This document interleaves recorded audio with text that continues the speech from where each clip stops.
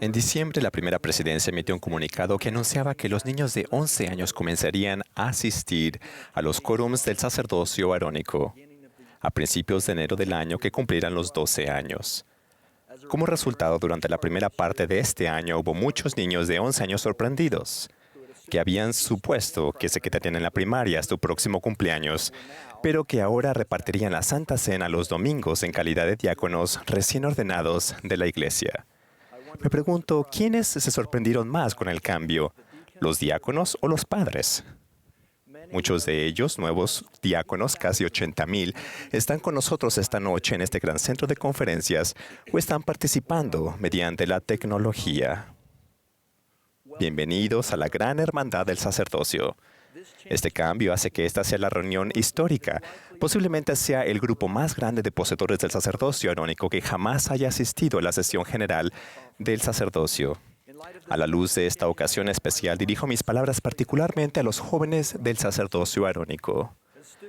Como estudiantes, muchos de ustedes también cultivan sus talentos, intereses y pasatiempos mediante actividades extracurriculares en la escuela o en lecciones privadas, equipos y grupos extraescolares, entre ellos los deportes. Yo he disfrutado de los deportes a lo largo de mi vida y siempre he admirado a aquellos que desarrollan sus habilidades atléticas hasta alcanzar altos niveles de rendimiento. Para ser realmente bueno en algo, además de talento natural, se requiere mucha disciplina, sacrificio e incontables horas de entrenamiento y práctica. Tales atletas a menudo escuchan las duras críticas de los entrenadores y voluntariamente dejan de lado lo que desean ahora por algo más importante en el futuro. Conocemos a los miembros de la Iglesia y poseedores del sacerdocio que han alcanzado el éxito en los niveles más altos del deporte profesional. Hay muchos buenos ejemplos, pero por una cuestión de tiempo solo puedo nombrar a algunos. Tal vez reconozcan algunos de estos atletas. En béisbol, Jeremy Guthrie y Bryce Harper. En baloncesto, Jabari Parker y Jimmer Fredette. En fútbol, Ricardo Rojas. En rugby, William Hopoate. Y en fútbol americano, Tyson Hill y Daniel Sorensen. Cada uno de ellos ha contribuido de forma significativa a su deporte. Aunque tengan bastante éxito en su actividad deportiva, estos atletas serían los primeros en admitir que no son deportistas perfectos, ni seres humanos perfectos. Se esfuerzan por ser lo mejor en su deporte y por vivir el Evangelio. Si tropiezan, se levantan y se esfuerzan por perseverar hasta el fin. En los deportes de equipo, se crean jugadas a ciertas situaciones y se compilan en un libro de jugadas. Los atletas aprenden su asignación específica para cada jugada.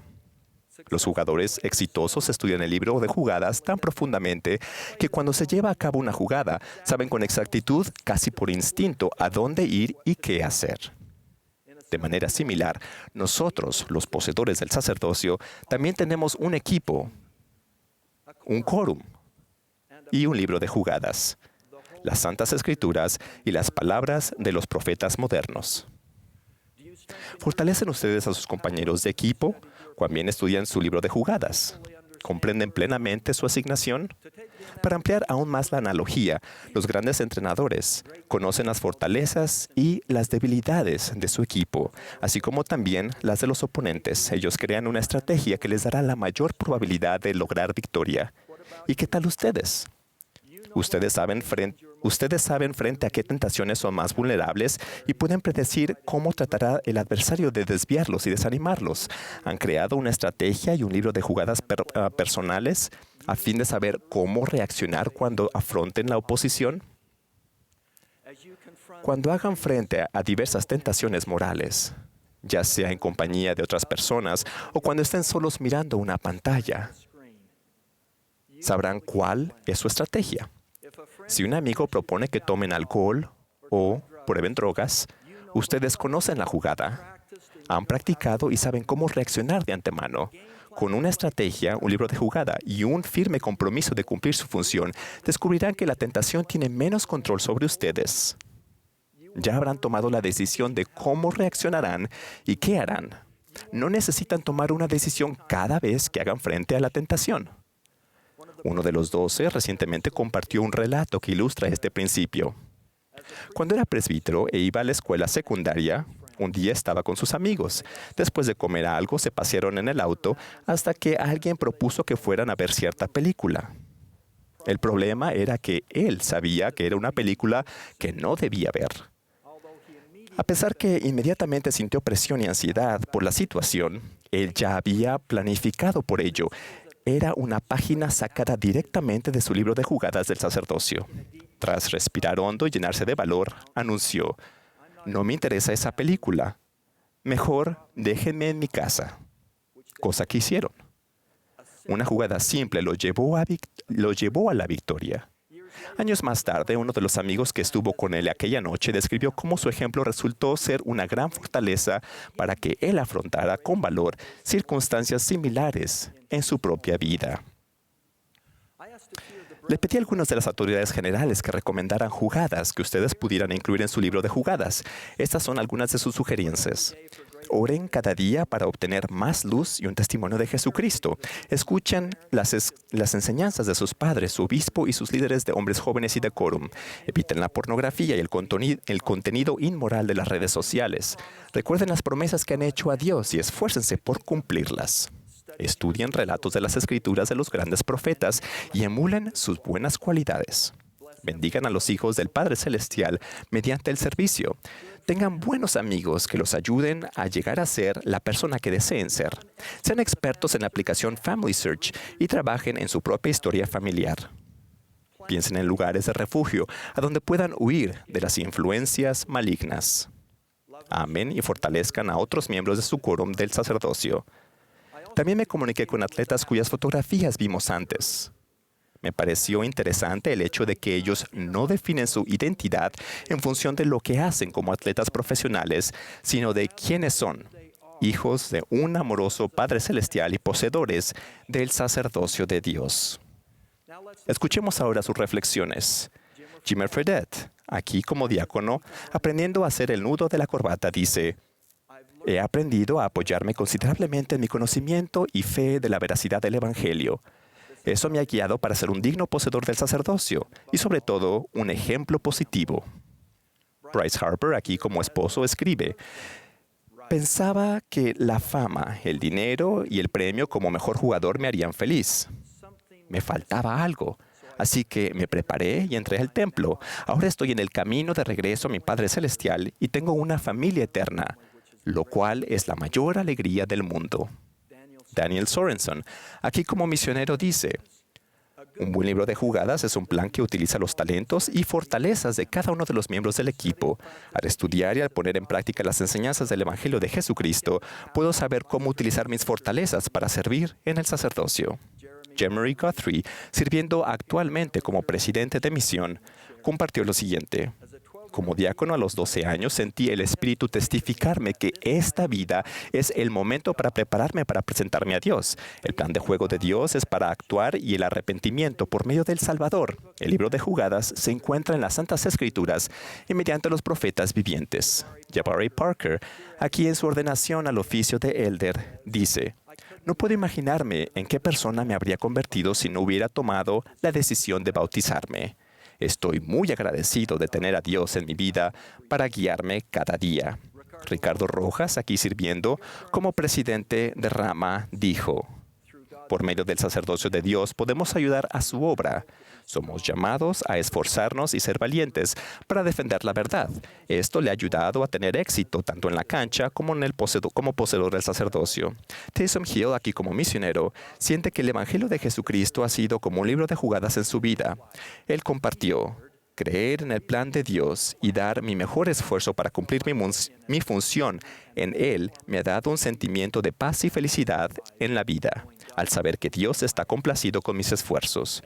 Y también William Opogate, aquí en la bendición de su bebé, con 4 generaciones, dice que el Evangelio lo ayuda a reconocer las estrategias de la oposición y proporciona la eficacia espiritual para resistir los dardos ardientes y servir mejor a los demás. ¿Y ustedes?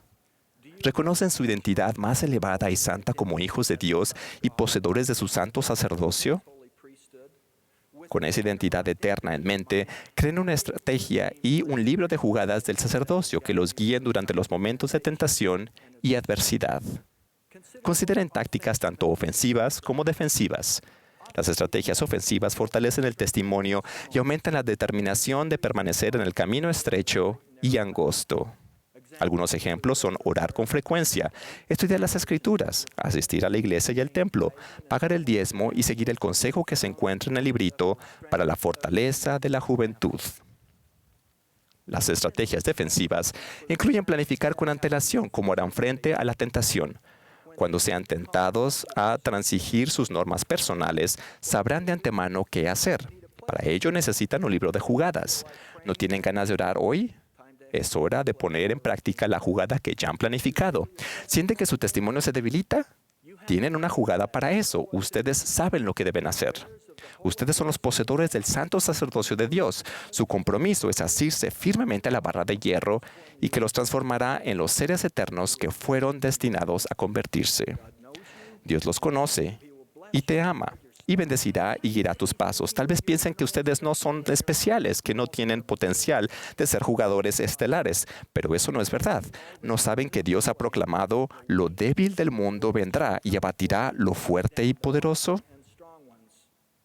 ¿Se sienten débiles o insignificantes? ¡Felicidades! Están en el equipo.